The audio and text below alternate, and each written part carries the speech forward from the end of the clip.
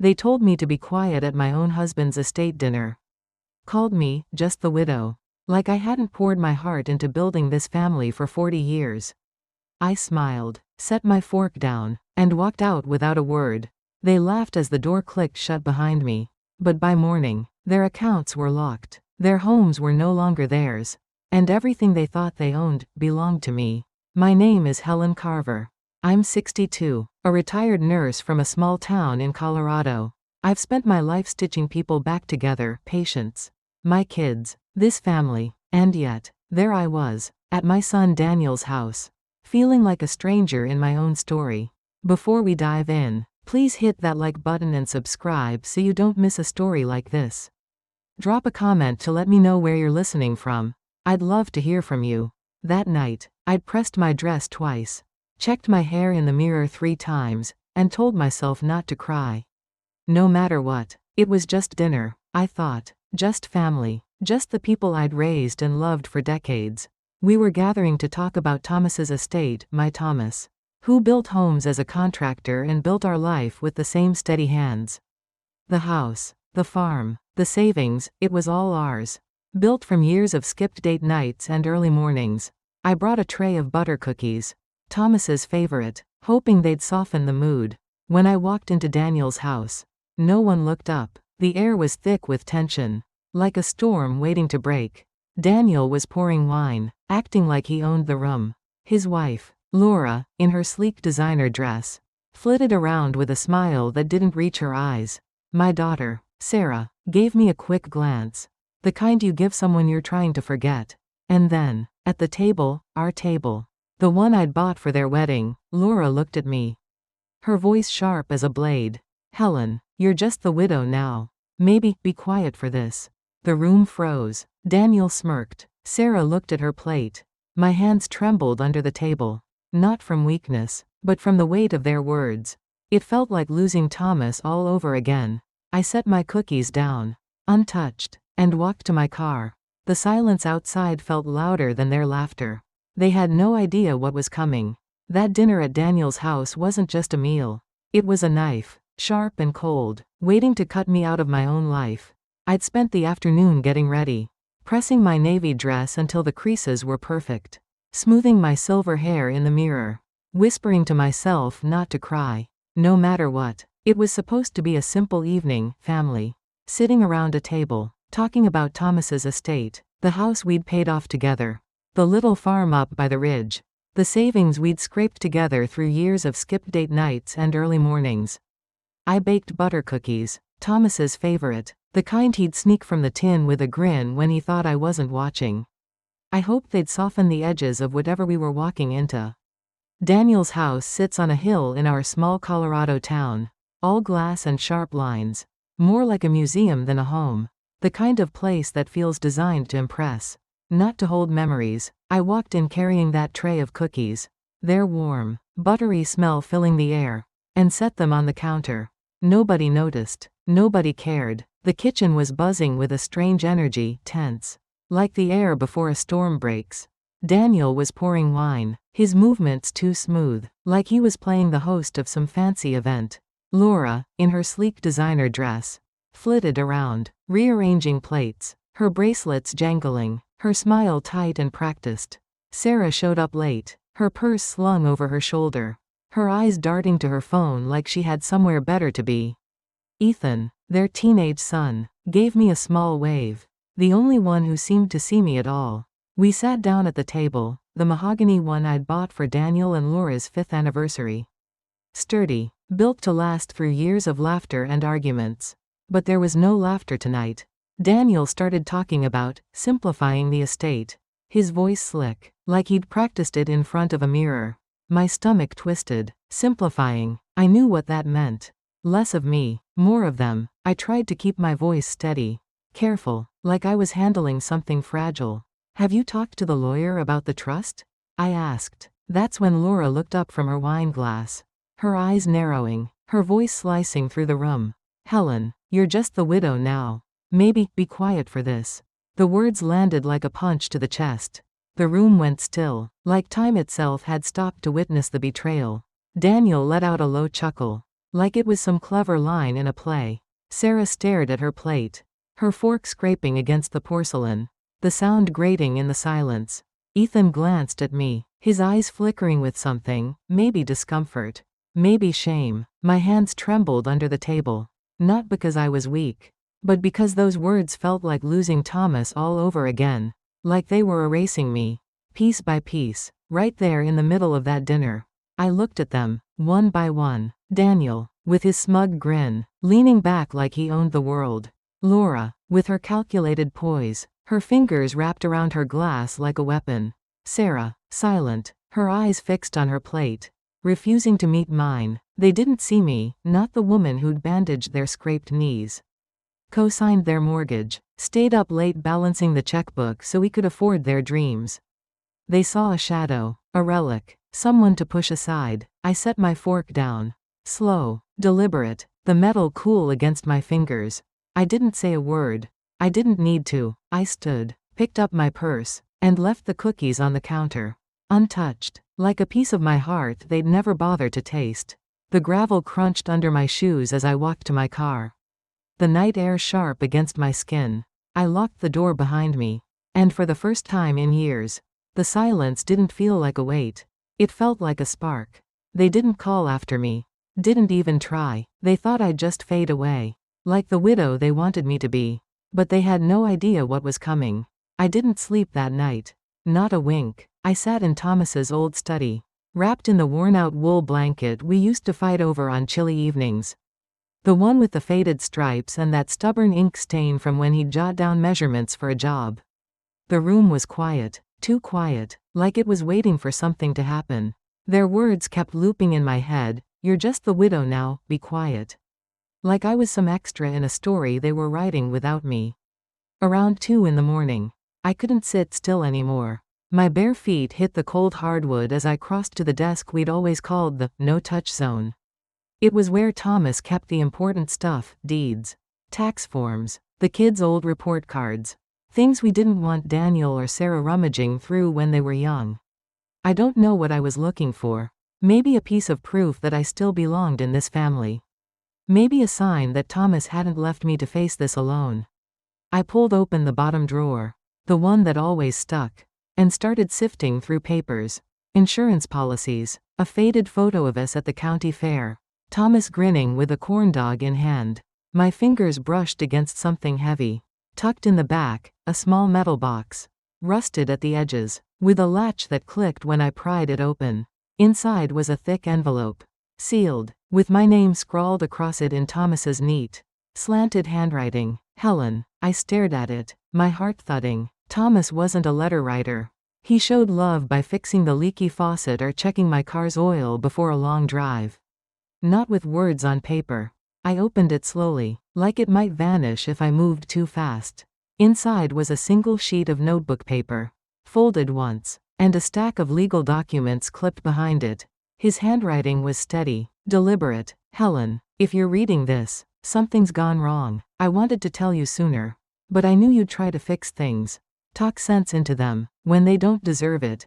Daniel's been sniffing around the business accounts. Laura's been asking questions she shouldn't.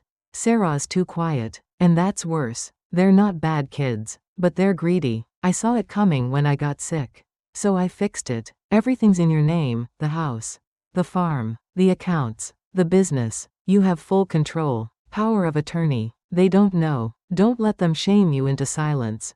And if they try to take what's yours, burn it down.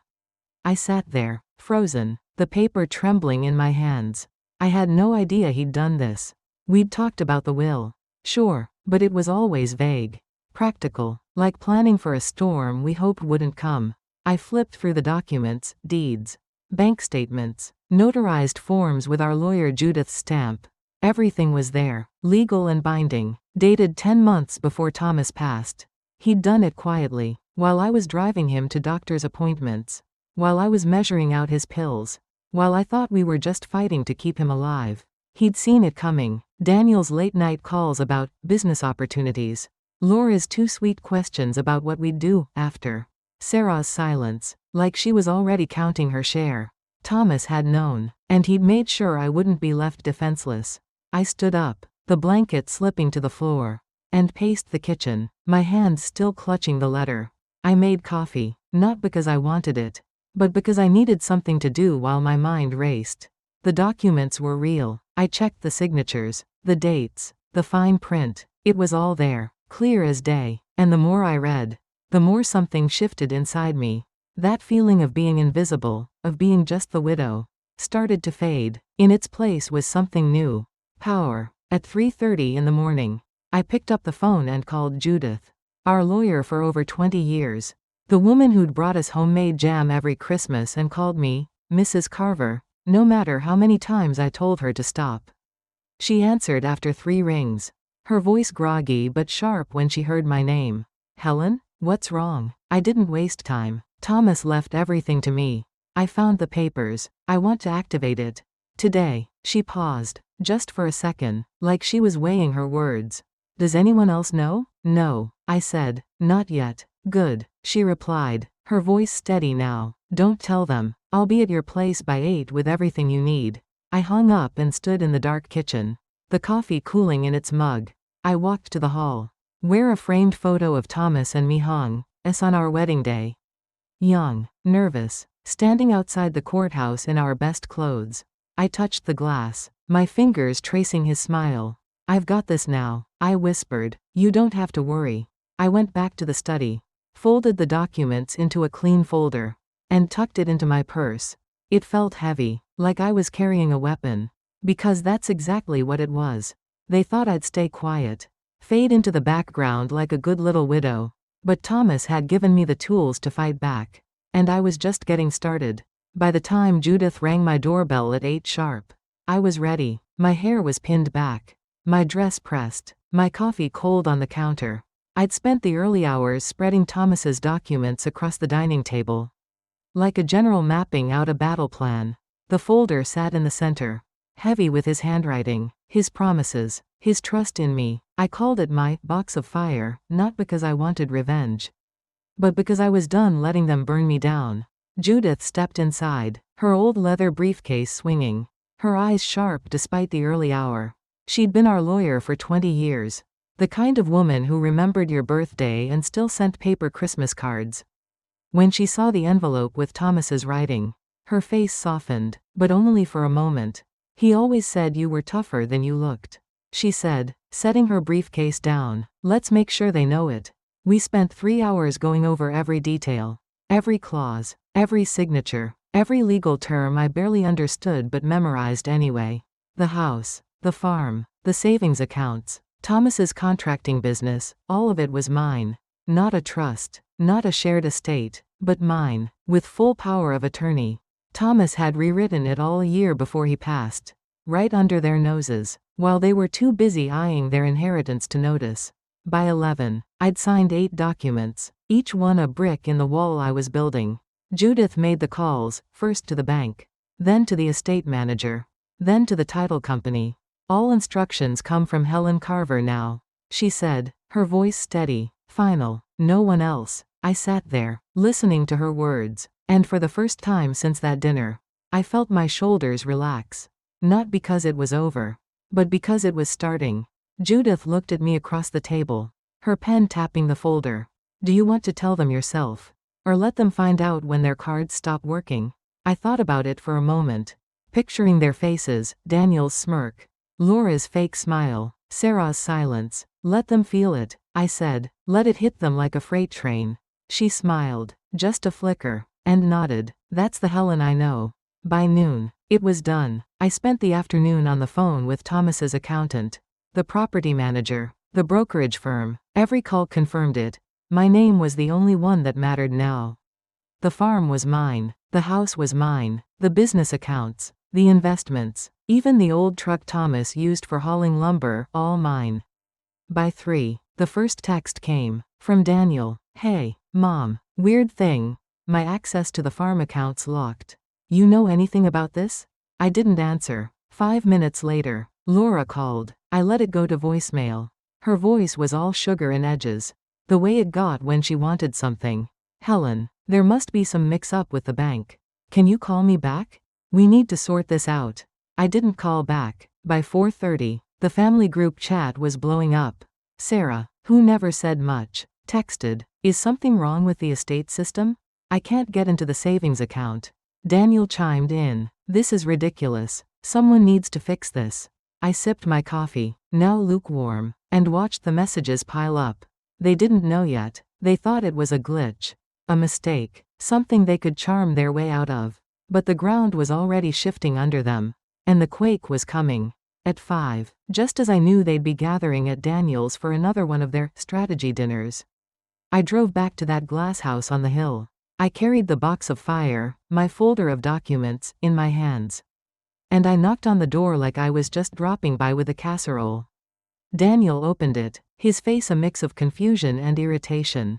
His tie loosened like he'd had a long day. "Mom? What's going on?" I didn't answer. I walked past him, into the kitchen where Laura was pouring wine. Sarah was scrolling her phone. And Ethan was sitting quietly, his eyes flicking up to meet mine. The air was thick again. But this time, I was the one holding the storm. I set the folder on the counter, right next to the untouched tray of cookies from last night. "You might want to sit down," I said, my voice calm, steady, like I was telling a patient their test results. They didn't sit. Of course they didn't. Laura leaned against the counter, her arms crossed, her nails tapping. Daniel stood by the table, one hand in his pocket, trying to look in control. Sarah glanced up, then back at her phone, like she could ignore this away. Ethan just watched, his hands folded in his lap. I opened the folder, slow, deliberate, and spread the documents out. "This is the new estate plan," I said. "Everything, the house, the farm, the accounts, the business, is in my name. Everything." The room went quiet, not the shocked kind of quiet, but the arrogant kind, the kind that thinks it's about to outsmart you. Daniel snorted, shaking his head. "You can't just change things like that. Mom, the trust has a board. There's a process." I looked at him, right in the eyes, and let my voice stay low. "Steady. There is no board. Thomas dissolved it last year. You didn't read the fine print." Laura stepped forward, her heels clicking, her eyes scanning the papers like she could will them to disappear. "This isn't legal," she said, her voice sharp, almost shrill. "There's no way this is binding." I slid the notarized document toward her, the one with Judith's signature and the date stamped clear as day. "It's not just legal," I said. "It's done. As of this morning, you have no claim to any of it." Nobody moved, nobody spoke, for the first time in years. That room was silent while I stood in it. I let it linger, let them feel the weight of it. Then I took a step back, my purse over my shoulder, and said, "The next time you want to talk about my future, you'll need to make an appointment." I didn't wait for their response. I didn't need it. I walked out, leaving the folder on the counter, the cookies still untouched beside it. The gravel crunched under my shoes again as I got to my car. But this time, it sounded like victory. They thought they could erase me, push me into the shadows like some fragile old widow. But I wasn't fragile, and I wasn't done. The next morning, I was in my kitchen, the old coffee pot sputtering like it always did, filling the air with that familiar, bitter smell. I hadn't slept much, but I didn't feel tired. I felt awake, like I'd finally shaken off the fog of grief and betrayal. My phone was buzzing, 7 missed calls from Daniel, 4 from Laura, 1 from Sarah. I ignored them all, sat down with my mug, and watched the steam curl upward, wondering how long it would take them to realize this wasn't a glitch they could sweet-talk their way out of. Around 9, Judith called, her voice sharp, urgent. "Helen, you need to see this." An hour later, I was in her office, the same one where Thomas and I used to sign tax forms over weak coffee and stale donuts.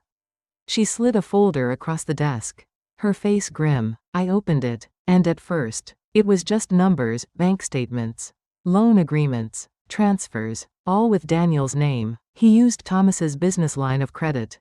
Judith said, her voice low, "Hundreds of thousands, maybe more. It started when Thomas was in the hospital." My hands went cold. I flipped through the pages, slower now, watching the dates line up. The new SUV Daniel drove to family dinners, the kitchen remodel Laura bragged about on her design blog, the ski trip to Vail they claimed was a client gift. It was all there, paid for with money that wasn't theirs. Money Daniel had no right to touch. He did this while Thomas was sick? I asked, my voice quieter than I meant it to be. Judith nodded. The first withdrawal was 3 weeks after Thomas's diagnosis. He listed himself as a partner. But that partnership ended when Thomas passed. Legally, it's fraud. I stared at the papers until the numbers blurred. Not because I couldn't see, but because they looked like something else now. Betrayal, the kind that festers, quiet and deep, while you're too busy holding someone's hand through chemo to notice. I thought of Thomas, weak in his hospital bed, still scribbling notes about the business, still trusting Daniel to handle things. Judith leaned forward. We can press charges, Helen, or we can let the financial screws tighten and watch him squirm. Your call. I didn't answer right away. I needed to sit with it. I drove home, the radio off, the silence loud enough to hear my own heartbeat. I went to Thomas's study, pulled out his old ledger, the one he kept hidden behind a stack of carpentry books. There, in his careful handwriting, was a note from last year. Check Daniel's accounts. Numbers don't add up. He'd known, he'd suspected, and he never got the chance to fix it. That night, I spread the documents across the kitchen table, like pieces of a puzzle I was finally solving. I didn't scream, I didn't cry, I just made a new folder, labeled it Ashes, and started planning. Which accounts could I freeze? Which properties could I sell? What debts could I call in? I called Judith the next morning and said, no charges yet. Let him feel the walls closing in. The walls closed fast. By noon, Daniel's business account was locked. Laura's credit cards were declined at some boutique in town. I heard about it from a neighbor who saw her storm out.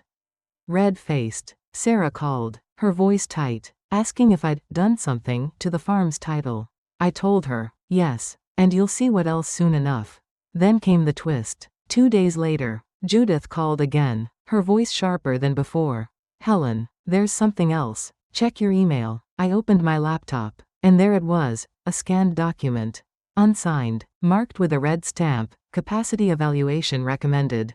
My heart stopped. I'd seen enough medical and legal papers in my nursing days to know what this was. Someone was trying to claim I was unfit, mentally incompetent, to strip me of control over the estate. I called Judith back, my voice steady but cold. Who did this? She didn't hesitate. Laura. She sent it to a lawyer friend. Tried to backdate it, but she wasn't careful. We have emails. Her assistant turned them over. Said she didn't sign up for forging documents. I sat there, staring at the email, the audacity of it burning through me. Laura hadn't just betrayed me, she'd tried to erase me, to lock me away like some confused old woman. I told Judith, press charges, now. That afternoon, a sheriff's car pulled into Daniel's driveway while they were unloading groceries. Laura screamed, her voice carrying across the street. Neighbors peeking from their windows. Fraud, forgery, attempted abuse of the court system. Daniel tried to step in, but the deputy pushed him back. I wasn't there, but Ethan told me later. His voice soft, almost breaking. Grandma, she tried to blame you. Said you were confused, but nobody believed her. I softened, just for him. I'm okay. Ethan, you didn't do anything wrong. He paused, then whispered, I miss Grandpa. He wouldn't have let this happen. I swallowed hard. That's why he made sure it didn't. 3 days later, they invited me to a family barbecue, acting like nothing had happened. Like we could grill burgers and pretend the world hadn't shifted. I went, not to make peace, but to show them I wasn't hiding. I wore the pearl necklace Thomas gave me for our 30th anniversary and brought a bottle of wine too expensive for their budget. The backyard was all forced smiles and plastic tablecloths. Music loud enough to drown out the truth. Daniel flipped burgers, pretending to be the man of the house. Laura wore white, like she was proving something pure. Sarah hovered by the drinks, avoiding my eyes. Ethan sat near the fence, watching, quiet as ever. I didn't wait long. I walked to the picnic table, set my ashes folder down, and said, we need to talk. Laura rolled her eyes. Daniel muttered something under his breath. Sarah grabbed a beer, like it could shield her. I opened the folder and laid it all out, the loan fraud, the forged partnership papers, the money Daniel siphoned while Thomas was dying. This is what you did, I said, my voice flat, calm, while your father was fighting to breathe. Daniel laughed. sharp and nervous. This is absurd. Mom, you're blowing this out of proportion. I cut him off. It's not a guess. It's notarized. And the only reason you're not in handcuffs is because I'm giving you one chance to own it. Laura stepped forward, her voice high, shaking. This is a setup. Thomas would have told us. I looked at her. Slow, steady. Thomas saw it. He just didn't trust you to fix it. The backyard went quiet. Ethan looked up, his eyes wide, like he was seeing his parents for the first time. I turned to Daniel. You'll start signing things back, your car, the farm equipment, the business shares. You don't get to keep what you stole. Daniel's jaw tightened. You're tearing this family apart over paperwork.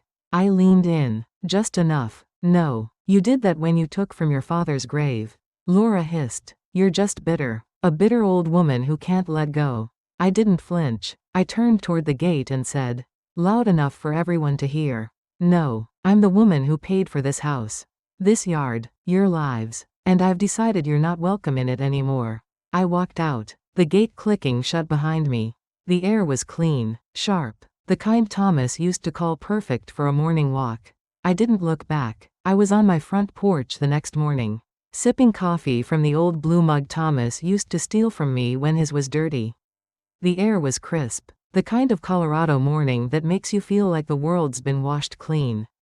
I wasn't happy, not exactly, but I was free, and freedom, I learned, tastes better than forced smiles or stolen money. Laura's arraignment was quick and sharp, like a surgical cut. Judith texted me after. She took a deal. No jail time, but a fine that drained what little they had left and a permanent mark on her record. Daniel went quiet. Not a word, not even a threat. Sarah sent one text, short and shaky. I didn't know it would go this far. I didn't reply. Silence was my answer now. The same silence they'd used to dismiss me. But Ethan was different. He called me that night. His voice low, like he was hiding in his room. Grandma, they're falling apart. Dad's talking about selling the house. Mom's blaming everyone but herself. Is this forever? I softened. Just for him. Actions have weight. Ethan, so do consequences. But you're not them. He paused, then said, I miss Grandpa. He'd hate this. I swallowed hard. He fixed it so it wouldn't break us. And I'm finishing what he started. After we hung up, I sat at the kitchen table. Alone but not lonely. I thought about Thomas, about the life we'd built. Brick by brick, while Daniel and Sarah were too young to understand the cost. I wasn't going to hold on to every asset like some greedy dragon. That was never the point. I just wanted what was ours, what we'd earned, to be protected from people who'd forgotten what it meant. So I called Judith and told her to transfer the deed to the little cottage by the farm. The one with the creaky porch swing and the wildflowers Thomas used to curse every spring.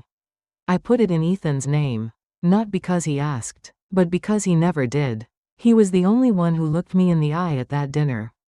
The only one who saw me as more than a widow. When I told him, he cried, not loud, not dramatic, just soft, like he didn't know how to carry the weight of it. I don't deserve this, he said. You do, I told him, because you didn't pretend. That same week, I started working with a local nonprofit to set up the Thomas Carver Legacy Fund. A small grant program for women over 60, widowed, pushed aside, left to pick up the pieces after their families turned their backs.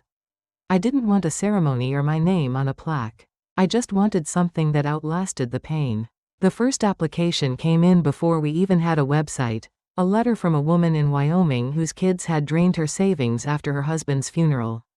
I approved it that afternoon. One evening, while sorting through old papers, I found a note tucked inside Thomas's ledger, scribbled on the back of a hardware store receipt. Helen, you carried us. Don't ever forget that. I didn't cry. I folded it carefully and slipped it into the drawer where I kept our marriage license. The keys to the farm. And now, a quiet kind of peace. By Friday, I'd closed the last of Daniel's fake business accounts, donated the leftover equipment from Thomas's company to a local trade school, and sent a cease and desist to the lawyer still taking Laura's calls. It wasn't flashy, it wasn't fun, but it was mine, ours. Thomas's and mine, free from the weight of people who shared his blood but none of his heart. They invited me to one last family dinner, some half-hearted attempt to reconnect. Daniel's email was all polite nonsense. Like we could patch this up with a casserole and a smile. I went, not to forgive, but to stand tall in a room that once told me to be quiet. I wore the pearl necklace Thomas gave me for our 30th anniversary. And I brought nothing but myself. The dining room was the same, mahogany table. Glass walls. Tension thick as fog. Daniel stood at the head. Smaller now. His confidence drained. Laura wasn't there, her plea deal kept her away for 6 months. Sarah fidgeted with her napkin. Avoiding my eyes. Ethan sat beside me, quiet but steady, like he was learning how to be strong in a room full of cracks. Daniel started with some rehearsed speech about family weathering storms. I didn't let him finish. I set my glass down, looked at each of them, and said, "This isn't a storm, it's a reckoning, and you wrote it." The room went silent. No one moved. No one argued. I stood, my voice calm but clear. "You told me I was just the widow. That I should be quiet. But I wasn't quiet when I built this family with Thomas. I wasn't quiet when I kept it together after he was gone. And I won't be quiet now that I've taken it back." I paused, letting it sink in. This table, this house, this life, it's mine. You're guests here, remember that. I walked out, the door closing softly behind me. The sky was clear, the stars sharp, the kind of night Thomas would have called perfect for a drive. I got in my car. And for the first time since he died, I didn't feel like I was carrying his ghost. I felt whole. You don't need anyone's permission to rebuild your life. Not your kids, not your family, not the people who think they can silence you. I learned that the hard way. But I learned it, and when you claim that truth, when you stand in it, you don't just survive, you rise.